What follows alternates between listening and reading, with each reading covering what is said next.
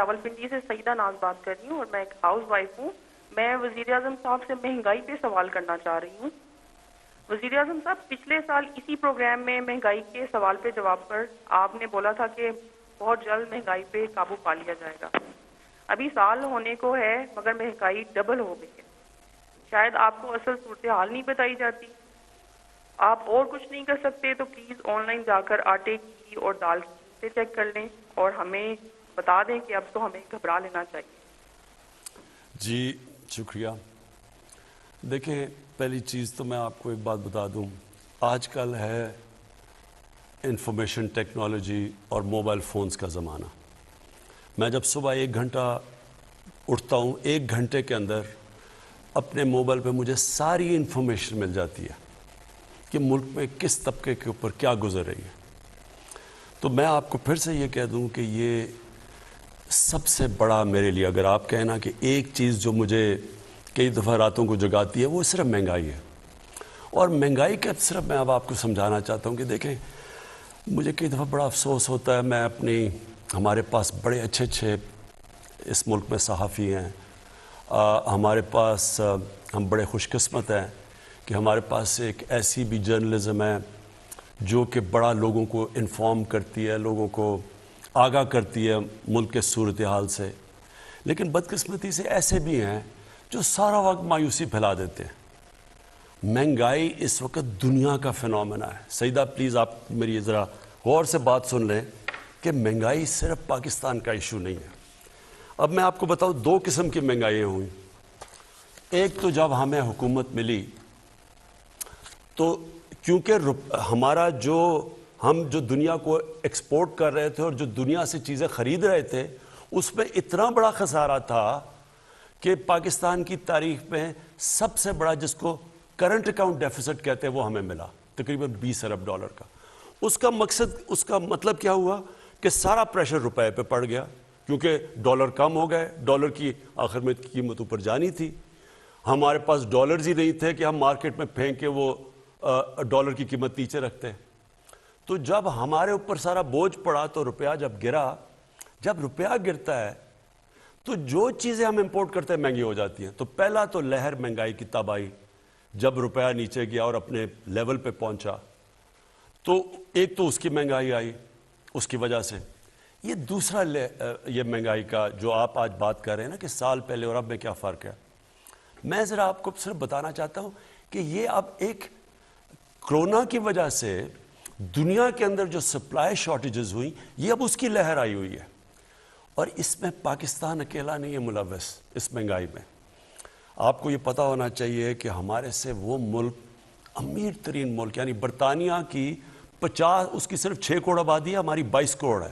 ان کا جو سالانہ آمدنی ہے، جو جی ڈی پی کہتے ہیں، وہ تقریباً 50 گنا ہے پاکستان سے زیادہ.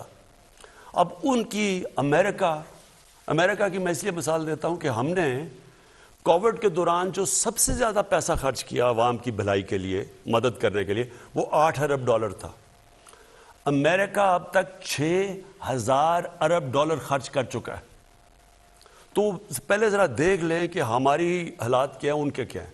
اب میں صرف آپ کو یہ بتانا چاہتا ہوں کہ ان ملکوں کے اندر کیا گزر رہی ہے. پہلے یہ ورلڈ فوڈ پرائسز، یہ اس وقت دنیا میں 10 سال سب سے زیادہ مہنگائی ہے. امریکہ کے اندر یہ ہیڈ لائن ہے 40 سال میں سب سے زیادہ مہنگائی ہے. جاپان کی دسمبر ہول سیل انفلیشن، یہ رائٹرز کے مطابق، یہ ان کی 20 سال میں جاپان میں مہنگائی آئی ہے. پام آئل جو کہ گھی مہنگا ہو گیا ہے، یہ دنیا کے اندر ریکارڈ اوپر چلا گیا. بدقسمتی سے ہمیں امپورٹ کرنا پڑتا ہے. یہ جو ہمارا گھی ہے 75% امپورٹ ہوتا ہے. اس کا ریکارڈ قیمتیں دگنی سے بھی اوپر چلی گئی ہے. پھر جناب جس طرح میں نے آپ کو شروع میں کہا کہ ان کا 50 گنا زیادہ ان کی دولت ہے ہمارے سے، ان کی جو جی ڈی پی ہے ہمارے سے. 30 سال میں سب سے زیادہ برطانیہ کے اندر مہنگائی ہے. فرانس کے اندر 13 سال میں سب سے زیادہ ان کے مہنگائی آئی ہے. جرمنی کی جو انفلیشن ریٹ ہے وہ 30 سال میں سب سے زیادہ ہے. یورپ، اب سارے یورپ کی بات کریں، یہ ٹی آر ٹی کی رپورٹ ہے کہ 30 سال میں یورپ میں سب سے زیادہ مہنگائی آئی ہے. یہ صرف ایک چیز اس لیے کیونکہ یہ کھانے کو افیکٹ کرتا ہے، فرٹیلائزر، یہ جو کھاد ہے، اس وقت دنیا میں وہ خوف یہ آ گیا کہ کھاد کی کیونکہ کمی ہوئی ہے دنیا میں، اور کیونکہ گیس کم ہو گئی ہے، گیس کی قیمتیں اوپر چلی گئی ہیں، گیس سے کھاد بنتی ہے، کھاد کی کمی ہو گئی ہے. یہ بلومبرگ کہہ رہا ہے جو کہ وہ جو میگزین دنیا میں ساری دنیا میں اکانومیز کے اوپر لکھتی ہے، وہ بلومبرگ کہہ رہا ہے کہ یہ جو گیس کرائسس ہے اس سے آگے کھانے کا بھی کرائسس، یعنی آگے وہ کہہ رہا ہے کیونکہ کھاد کم استعمال ہوئی اور دنیا میں کم ہے تو اس سے کھانا بھی افیکٹ ہوگا. یہاں ایک اور آرٹیکل آیا، میں صرف جلدی آپ کو اس لیے بتا رہا ہوں کہ میں چاہتا ہوں کہ ہمارے بھی میڈیا بیلنس کرے، اعتدال کرے، یعنی کہ اگر وہ کہتے ہیں ہم مہنگائی ہے تو یہ بھی لوگوں کو بتا دیں کہ یہ کیا پاکستان میں صرف مہنگائی ہے یا اس وقت وہ ملک جو ہمارے سے امیر ترین ملک ہے ان کے اوپر کیا گزر رہی ہے. یہاں کینیڈا کا ذرا سن لیں.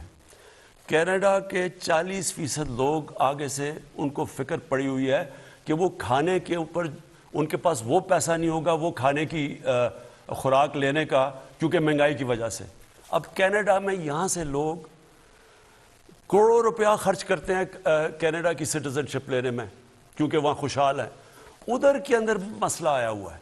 تو میں صرف یہ آپ کو یہ کہنا چاہتا ہوں کہ دیکھیں، پہلے تو ایک سمجھ جائیں کہ جو کرونا ہے، جو کرونا کی پینڈیمک ہے، یہ ایک صدی میں 100 سال میں اتنا بڑا کرائسس آیا ہے دنیا کا. یہ اس میں ساری دنیا متاثر ہوئی ہے، ساری دنیا میں غربت بڑھی ہے. امریکہ کے اندر جو جس طرح 6 ہزار ارب ڈالر خرچ کیا انہوں نے کرونا کے ایفیکٹس دور کرنے کے لیے، وہاں لائنیں لگی ہوئی ہیں لوگوں کی کھانے کی چیزیں لینے کے لیے. تو دیکھیں ہم اس کا حصہ ہیں. جو چیز ہم امپورٹ کرتے ہیں وہ افیکٹ ہو گیا. تیل کی قیمت دگنی ہو گئی ہے، بلکہ میں دیکھ رہا تھا کہ وہ شاید اور اوپر چلی جائے. تو اس کا امپیکٹ پڑتا ہے ساری سوسائٹی پہ. بجلی پہ پڑتا ہے، تیل مہنگا ہوتا ہے، ٹرانسپورٹ پہ پڑتا ہے، مہنگائی ہوتی ہے. اور پھر اب میں آپ کو ایک اور، کیونکہ مہنگائی بہت بڑا سبجیکٹ ہے، اس کے اوپر میں صرف 2 منٹ اور آپ کے لینا چاہتا ہوں. پاکستان کے اندر سب سے زیادہ جو مہنگائی کا امپیکٹ کون سے طبقے کو ہوا ہے؟ تنخواہ دار طبقے کو. تنخواہ دار طبقہ بدقسمتی سے جن کی سیلریز ہیں، جیسے جیسے مہنگائی ہوئی ہے یہ متاثر ہوا. لیکن میں آپ کو دوسری طرف یہ بتا دوں کہ کیونکہ پاکستان کے اندر اس وقت اللہ کا کرم ہے کہ ہماری گروتھ ریٹ بڑھی ہے، اس کے اوپر میں بعد میں بات کروں گا. ہماری انڈسٹری کیونکہ سب سے زیادہ پرفارم کر رہی ہے، مزدوروں کے حالات بہتر ہوئے ہیں، کسانوں کا سب سے جو آدھی آبادی ہماری دیہات میں رہتی ہے، کبھی کسانوں کے پاس اتنا پیسہ نہیں آیا.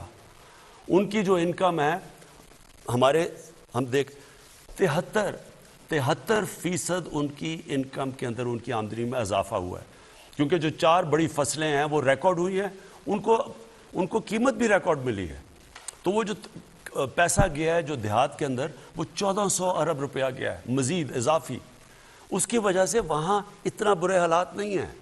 مزدوروں کے ٹیکسٹائل کے لیبر نہیں ملتی، اسکلڈ لیبر نہیں مل رہی. ان کی تنخواہیں 40 سے 60% بڑھ گئی ہیں.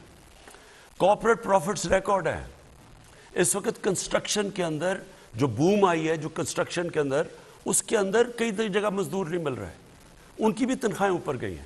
صرف جو مجھے افسوس سے کہنا پڑتا ہے اور جو ہم نے ابھی ٹھیک کرنا ہے وہ ہے ہمارا تنخواہ دار طبقہ. ان کو اس وقت مشکل میں ہے. اور میں آپ کو یہ آخر میں یہ کہہ دوں کہ ہماری اب پوری کوشش ہے، جیسے جیسے ہماری اللہ کا شکر ہے ٹیکس کلیکشن بڑھتی جا رہی ہے، ہماری پوری کوشش ہے کہ ہم جیسے جیسے پیسے بڑھیں اپنے احساس راشن کے اندر بھی اضافہ کریں اس طبقے کو جو تنخواہ دار ہے اس کی مدد کرنے کے لیے. اور انشاءاللہ جو ہماری لوور مڈل کلاس ہے، جو سرکاری نوکر بھی ہیں، ان کی بھی مدد کریں. اس کے لیے تھوڑا آپ کو صبر چاہیے ہوگا. لیکن میں پھر سے یہ کہتا ہوں کہ یہ صرف پاکستان کا مسئلہ نہیں ہے. اس وقت اگر دنیا میں اٹھا کے دیکھیں ہر جگہ یہ مسئلہ آیا ہوا ہے مہنگائی کا. وزیر اعظم صاحب، اس سے ملتا جلتا ایک سوال آیا کہ اگر کارپوریٹ سیکٹر میں اتنا زیادہ پروفٹ ہے تو وہ اپنے ملازمین کی تنخواہیں نہیں بڑھا رہے. جی یہ بالکل ٹھیک ہے. میں نے بھی ان کو اپیل کی ہوئی ہے کہ کارپوریٹ میں ریکارڈ پروفٹ آئے ہیں. میں دیکھ رہا تھا کارپوریٹ پروفٹ 980 ارب روپے کے ہوئے ہیں.